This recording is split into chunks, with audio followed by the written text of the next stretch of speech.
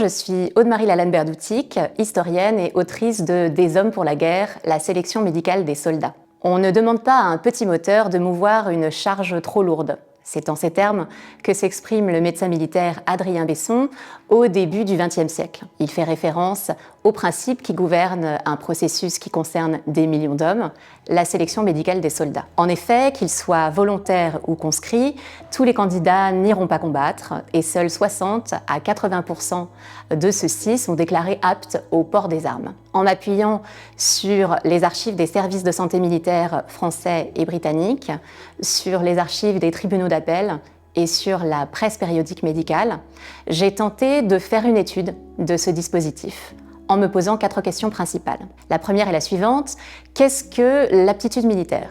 Quels sont les critères qui président au choix des hommes? La deuxième est comment se passe l'examen médical d'aptitude militaire? Comment ces individus sont-ils sélectionnés?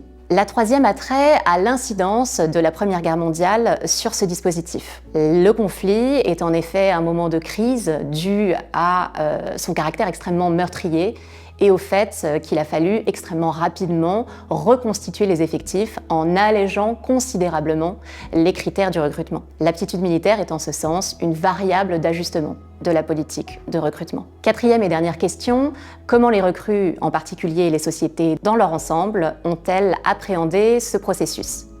Quelles ont été les réactions face à l'évaluation de leurs capacités de la part des recrues? Et quelles ont été les réactions et les éventuelles contestations des sociétés face à l'allègement des critères pendant la Grande Guerre? J'ai donc fait une histoire à la fois médicale, scientifique, culturelle et politique de la guerre.